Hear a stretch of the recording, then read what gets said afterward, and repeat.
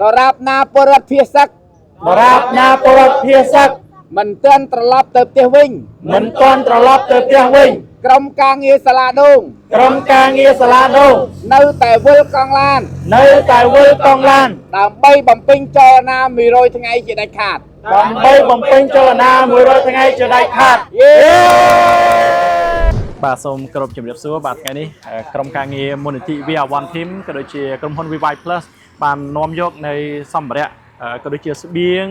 បាទមួយចំនួនសម្រាប់បងជនភៀសសឹកដែលនៅលើទឹកដីខេត្តសៀមរាបតាមរយៈបាទបងប្រុសដ៏សកម្មមួយ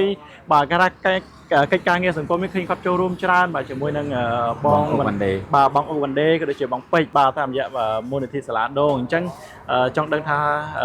ចំណាប់អារម្មណ៍របស់គាត់ដែលបានខិតខំប្រឹងប្រែងប្រហែលថ្ងៃនេះហើយនឹងការចែកជូនទៅកាន់បងប្អូនភៀសសឹករបស់យើងដោយផ្ទាល់ដៃនោះគាត់មានអារម្មណ៍យ៉ាងណាបាទជួបជាមួយបងប្រុសទាំងអស់គ្នាបាទ អរគុណជំរាបសួរហើយក៏ជំរាបសួរបងស្រីគ្រូសាបងក្រុមការងារ VR1 បាទ ខ្ញុំបាទឈុនវិស្យជាតំណាងឲ្យបងអុកវ៉ាន់ដេដែលជាប្រធានគម្រោងមូលនិធិបំរុងសាលាដូង បាទ ពួកយើងធ្វើការទទួលនៅស្បៀងអាហាររបស់បងប្អូនរហូតដល់ស្រុកមានស្ថិរភាពប៉ុន្តែ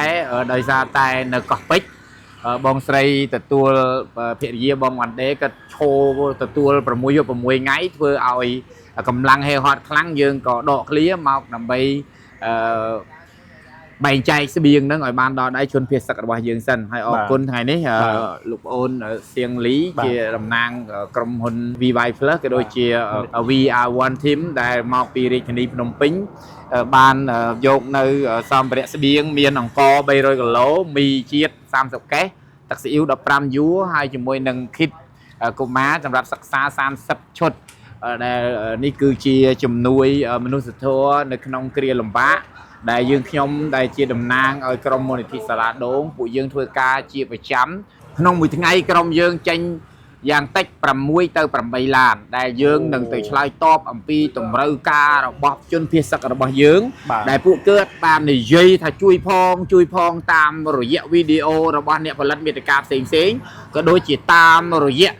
ការទំនាក់ទំនងផ្ទាល់ពីប្រធានជំរំមកកាន់បងដេក៏ដូចជាមកកាន់ខ្ញុំដែលជាអ្នកតំណាងឲ្យក្រុមស៊ី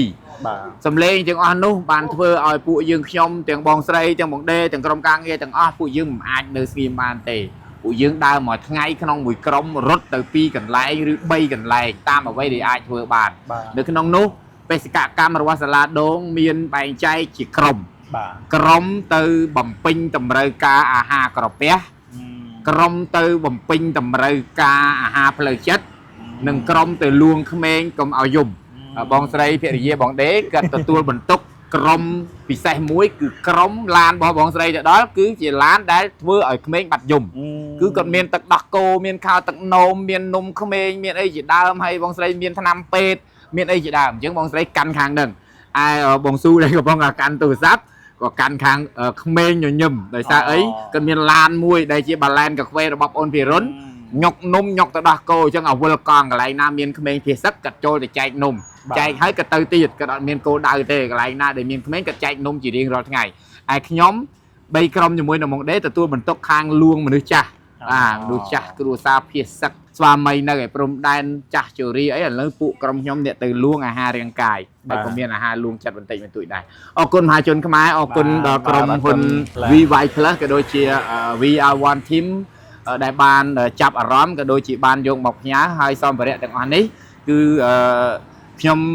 ស្នើសុំពីគម្រោងដើម្បីដាក់ចូលទៅថ្ងៃហ្នឹងលើកដាក់ឡានយកទៅព្រះវិហារឥឡូវនេះឯងដោយសារយើងអត់បានលើកអីវ៉ាន់ចេញពីឃ្លាំងទេដោយចាំ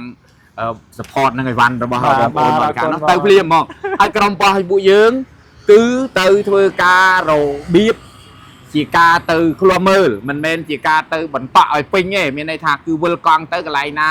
ដែលខ្វះខាតគឺយើងទម្លាក់ហើយក៏មិនទម្លាក់